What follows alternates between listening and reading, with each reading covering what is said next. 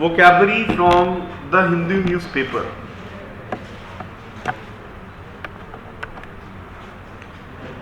This editorial we will read and we will find out tough words.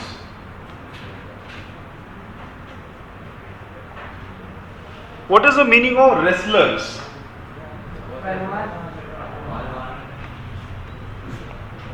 Wrestling for justice मतलब न्याय के लिए युद्ध चल रहा है, न्याय के लिए द्वंद्व चल रहा है.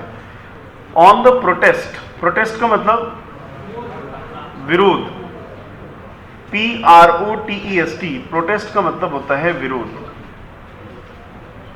On the protest bye the wrestlers, न्याय के लिए युद्ध और ये जो विरोध है ये पहलवानों के द्वारा किया जा रहा है. The wrestling federation needs an overhaul in the wake of the allegations. What is federation? FEDERATION. Federation का मतलब, फेडरेशन का मतलब होता है भाईचारा या आपका कोई कम्युनिटी होता है, उसे फेडरेशन कहते हैं. फेडरल वर्ड्स आपने सुने होंगे, फेडरल, फेडरलिज्म भी होता है. सो फेडरेशन का मतलब है जो कम्युनिटी है, एक तरह के प्रोफेशंस की जो कम्युनिटी होती है, संघ जिसे कहते हैं हिंदी में, कम्युनिटी भी कह सकते हैं, संघ भी कह सकते हैं, इसे कहते हैं फेडरेशन. जैसे आप सभी स्टूडेंट्स की एक यूनियन है, so it can be fraternity और फेडरेशन. नीड्स माने जरूरत है. ओवरहॉल का मतलब आपने सुना होगा बाइक वगैरह में या साइकिल वगैरह में कहते हैं एक बार ओवरहॉलिंग की जरूरत है. सुना आपने? कभी ये वर्ड सुना है? नहीं सुना है? कभी साइकिल की ओवरहॉलिंग नहीं कराई? क्या ही है ओवरहॉलिंग? सुना होगा, कितनों ने सुना है ओवरहॉलिंग? तो ओवरहॉलिंग का मतलब है पूरी मरम्मत. ओवरहॉलिंग मीन्स पूरी मरम्मत, संपूर्ण मरम्मत. जैसे आपने कहा कि उसको एक ओवरहॉलिंग की जरूरत है, मतलब टॉप टू बॉटम, नीचे से लेकर के ऊपर तक उसको पूरी मरम्मत की जरूरत है. In the wake of, wake of का मतलब, वेक माने जागना, और यहां पे वेक ऑफ का मतलब है जागरण. मतलब अब चूंकि ये प्रक्रिया चल चुकी है, अब जगह ही रहना है. In the wake of allegations, allegations का मतलब दोषारोपण. एलिगेशन का वर्ब क्या है? एलिगेट. एलिगेट से बना है एलिगेशन, ALLEGATE.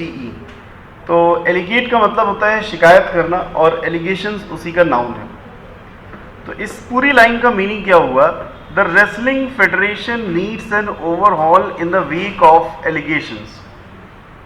क्या मीनिंग हुआ पूरी लाइन का? दोषारोपण के मद्देनजर, दोषारोपण के मद्देनजर, दोषारोपण को अनुसरण करते हुए, या एक शब्द आता है परिणाम स्वरूप, इसके परिणाम स्वरूप लिख लीजिए, परिणाम स्वरूप. तो इन द वेक ऑफ का मतलब है परिणाम स्वरूप, मतलब आरोप के परिणाम स्वरूप पूरी जो पहलवानों की फेडरेशन है, पहलवानों का जो संघ है, उसे एक ओवरहॉलिंग की जरूरत है, संपूर्ण लेवल पे मरम्मत की जरूरत है. ठीक है. Wrestlers demanding the arrest of Wrestling Federation of India president and Bharatiya Janata Party member of parliament Brij Bhushan Sharan Singh. इस लाइन का मीनिंग क्लियर है? रेसलर्स डिमांडिंग, पहलवान इस चीज की मांग कर रहे हैं, the arrest of Wrestling Federation of India, WFI इसे शॉर्ट फॉर्म में कहते हैं, और इनके प्रेसिडेंट और भारतीय जनता पार्टी के parliament member of parliament MLA, ठीक है, MP की गिरफ्तारी की मांग रेसलर्स कर रहे हैं. Who has been accused of sexual harassment. ये देखिए सेंटेंस पैसिव वॉइस में है. Who has been accused of, जिन पर आरोप लगाया गया है. आप ये नहीं कहेंगे जिन्होंने आरोप लगाया है, जिन पर आरोप लगाया गया है सेक्सुअल हैरेसमेंट का। हैरेसमेंट का मतलब किसी को हैरास करना, यानी कि किसी को परेशान करना। सेक्सुअल हैरेसमेंट का इन पर केस लगाया गया है, आरोप लगाया है। Continue to discuss their plans to keep their stir alive. And stir का मतलब continue to discuss their plans, वो लगातार अपने प्लान्स को डिस्कस कर रहे हैं। और स्टिर का मतलब है STIR, स्टिर का मतलब है जो उनका जोश है, जो इनका उमड़ाव है, एक चीज़ के लिए उमड़ पड़ना। तो स्टिर वर्ब है जिसका मतलब है किसी चीज़ के लिए उमड़ पड़ना, या नाउन के रूप में इसका मतलब है हलचल। नोट कर लीजिए, हलचल। एज ए वर्ब हलचल मचाना, एज ए नाउन हलचल अलाइव, वो अपनी हलचल को जारी रखेंगे, वो अपने सनसनी को जारी रखेंगे, ऐसा उनका प्लान है। किसका प्लान है? पहलवानों का। The protest is no longer about the technicality of the investigations. और जो ये विरोध है वो बिल्कुल भी नहीं है about the technicality of the investigation, जो जांच चल रही है उसकी टेक्निकलिटी के अनुसार अब बिल्कुल भी नहीं है। There can be no two opinions on the platitude of the law taking its own course. So यहाँ पे वर्ड आया है platitude. What does it mean? Platitude, PLATITUDE, platitude, जिसका मतलब है बहुत ही छोटी बात है, तुच्छ बात है। There can be no two opinions on the platitude, मतलब इस छोटी सी बात पे दो राय नहीं हो सकती है। नो टू ओपिनियंस, कोई भी दो राय नहीं हो सकती है। ऑफ द लॉ, कानून के। टेकिंग इट्स ओन कोर्स, मतलब वो अपना खुद का, अपना उसका सिस्टम है कानून का, जिस तरह से कानून कार्य करता है उसका अपना सिस्टम है। The fact that an MP of the ruling party faces no political censure. What is censure? Note कर लीजिए, CENSURE, censure। देखिए इसका उच्चारण कितना सिंपल है, बोलिए censure, censure, censure. Actually censure का मतलब होता है किसी चीज को बुरा कहना। कंडेम एज रॉन्ग, क्या बोलेंगे? कंडेम एज रॉन्ग, मतलब किसी चीज को गलत कहना। Censure, to condemn as wrong, मतलब निंदा करना, इसका हिंदी में मीनिंग हो जाएगा। और निंदा करना आप समझते होंगे, बुराई करना।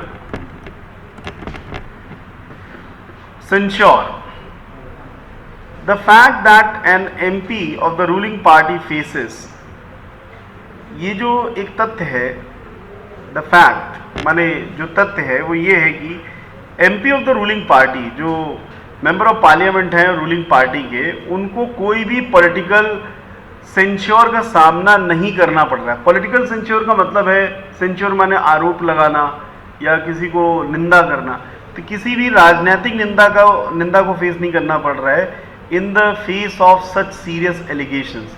ऐसे सीरियस अपराधों में, सीरियस आरोपों में, ऐसे गंभीर आरोपों की होने पर भी उनको कोई भी पॉलिटिकल सेंश्योर, पॉलिटिकल एक तरह से कोई भी निंदा फेस करने को नहीं मिल रही है, इंक्लूडिंग अंडर पॉस्को, और उसमें पॉस्को भी शामिल है।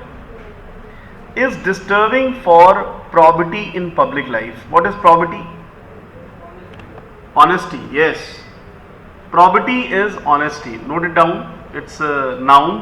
Probity noun है, PROBITY। एंड probity को हम लोग रिलेट कर सकते हैं, प्रॉब्लम नहीं होती है अगर कोई व्यक्ति ईमानदार होता है। And sports administration, the Delhi police maintain that the cases against Mr. Singh are under investigation। और दिल्ली पुलिस ने मेंटेन कर रखा है कि जो भी केसेस हैं मिस्टर सिंह के खिलाफ वो इन्वेस्टिगेशन के उस पर चल रहे हैं। And a status report will be submitted in the court. और जो भी उनका स्टेटस रिपोर्ट होगा कोर्ट में सबमिट किया जाएगा. But the fact that the police force had to delete its own social media post that made this benign claim. Benign means BENIGN. Benign means full of sympathy, दया भाव से भरी हुई. BENIGN, benign. कृपालु. Benign means कृपा, दयालु. Claim, okay, claim तो समझते. CLAIM, claim means claim verb भी है और claim नाउन भी है. claim एज ए नाउन आरोप है और claim एज ए वर्ब आरोप लगाना है. raise, RAISE, raise, raise माने उठाना और rise माने उगना. तो RISE rise और RAISE रेज में क्लैरिटी है. Questions about the fairness of its prove. Fair से बना है फेयरनेस. जैसे आप कहते हैं it is rough and it is fair. तो फेयर का मतलब होता है सही और फेयरनेस का मतलब उसी का नाउन बन जाएगा सत्यता. नोट कर लीजिए फेयरनेस, FAIRNESS, फेयरनेस सत्यता. ऑफ इट्स प्रूव, प्रूव माने जांच. On Tuesday the stir, STIR, stir का मतलब हलचल. By the wrestlers, they include international medal winners, उनमें इंटरनेशनल मेडल विनर भी शामिल हैं. टुक एन इमोशनल टर्न, एक इमोशनल टर्न उन्होंने लिया. When they gathered in Haridwar to immerse their medals in the Ganga, जब वो हरिद्वार में इकट्ठा हो गए और उन्होंने कहा कि हम अपने सभी मेडल्स को गंगा जी में बहा देंगे. इमर्स लिख दीजिए, IMMERSE,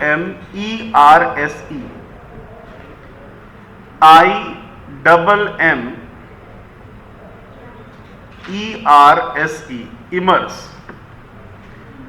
इमर्स का मतलब है डुबा देना. To immerse their medals in the Ganga. They stepped back. STEP, step back. Step back means पीछे हटना. Step forward का मतलब हाँ, they stepped back at the last moment but are unwilling to give up their clamor. CLAMOUR,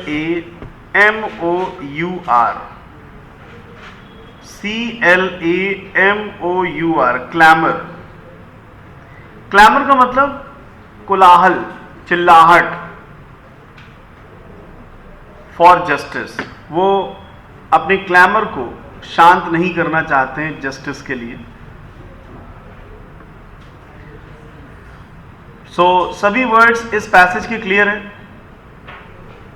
एक बार देख लीजिए, all words are clear और not.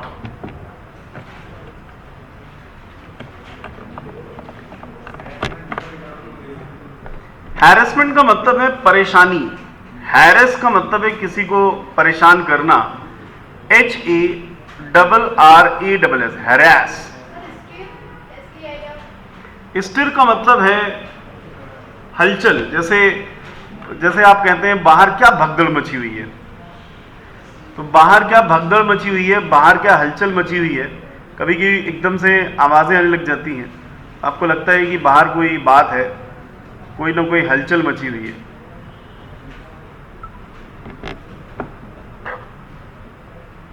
Is that clear?